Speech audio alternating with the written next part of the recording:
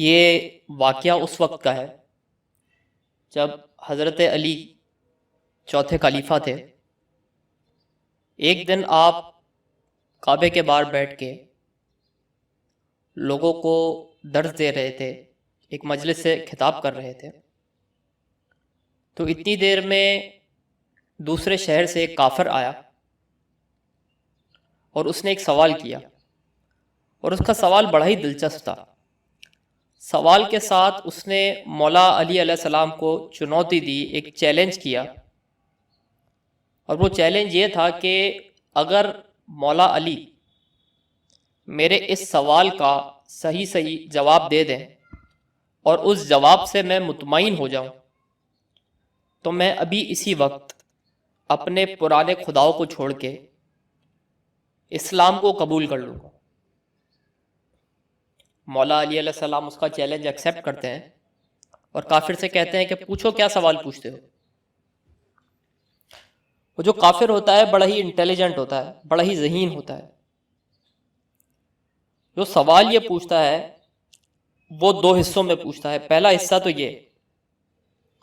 وہ یہ پوچھتا ہے کہ کیا قرآن کے اندر دنیا کا، کائنات کا، یونیورس کا تمام علم موجود ہے، اور کیا کوئی بھی سوال چاہے وہ کتنا بھی پیچیدہ ہو قرآن سے کیا اس کا جواب مل سکتا ہے؟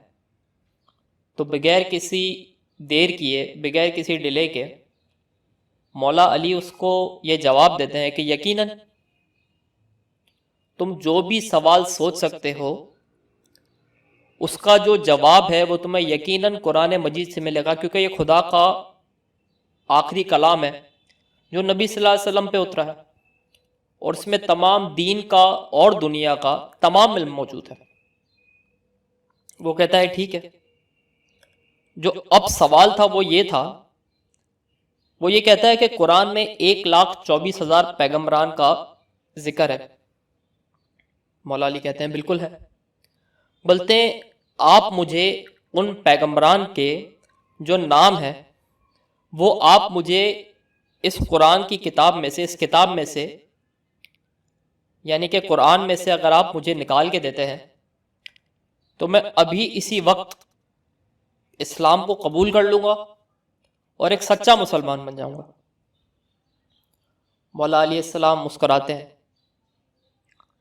اس سوال کے اوپر مولا علی اس سے ایک اور سوال کرتے ہیں۔ مولا علی اس سے پوچھتے ہیں کہ یہ ہمارے اوپر جو درخت ہے اسے دیکھ رہے ہو؟ کہتا ہے بالکل دیکھ رہا ہوں۔ کہتا ہے یہ کس کا درخت ہے؟ کہتا ہے کھجور کا درخت ہے۔ بولتا ہے اس پہ کھجور ہیں؟ بولتا ہے یقیناً ہے کھجور۔ بولتا ہے جاؤ ایک کھجور کو توڑ کے لاؤ۔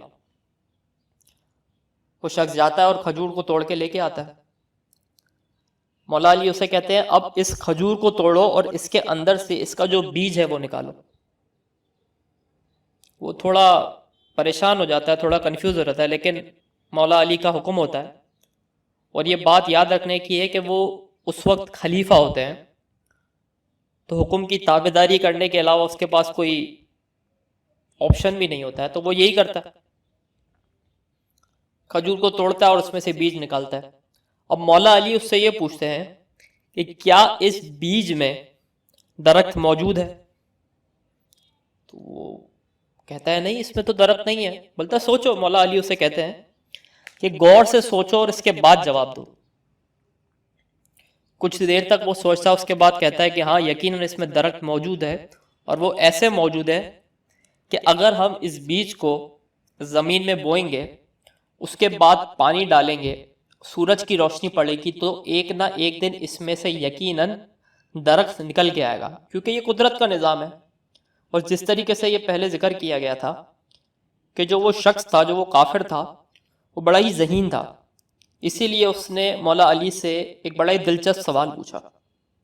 اب مولا علی اس کو یہ کہتے ہیں کہ قرآن کی کتاب بھی اسی بیج کی طرح ہے کہ جس کو آپ کو صوم و صلات کا پانی دینا ہوگا، تابعداری کی روشنی دینی ہوگی، اس کے بعد آپ کو اس کا مطالعہ کرنا ہوگا، اور اگر خدا کی مہر آپ پہ ہوئی تو آپ کو ظاہر، باطن، باطن کا باطن اور اس کا بھی باطن، ان 4 اسٹیجز کے اندر آپ کو علم ملے گا، اور جب آپ اس طریقے سے خدا کی صوم و صلات کے ساتھ اس کی تابع داری، تمام جو احکامات ہیں قرآن کے، اس کو قبول کر کے، اس کو ایکسیپٹ کر کے، اس پہ صحیح طریقے سے چل کے تمام احکامات کو اگر پورے کریں گے تو خدا آپ کو ظاہر، تمام ظاہر، پھر تمام باطن، پھر اس تمام باطن کے باطن، اور پھر باطن کے باطن کے باطن کے باطن کا علم خدا آپ کو دے گا۔ اور جب وہ آپ کو علم ملے گا تو قرآن کے اندر سے تمام سوالات کے جوابات، جس میں 1,24,000 پیغمبروں کا جو ذکر ہے، ان کا جو نام ہے، وہ بھی ملے گا۔ کافر جو مولا علی علیہ السلام کے جو سوال سے، جو دلیل سے دنگ رہ جاتا ہے، اور وہ کچھ دیر سوچنے کے بعد اس بات کو ایکسیپٹ کرتا ہے، قبول کرتا ہے، فوراً ہی نہیں مگر کچھ ٹائم وہاں رہنے کے بعد، مولا علی علیہ السلام کی سیرت کو، پرسنالٹی کو دیکھنے کے بعد، وہ آخرکار اسلام قبول کر لیتا ہے اور ایک سچا مسلمان بن کے مولا علی علیہ السلام کا مرتے دم تک غلام رہتا ہے۔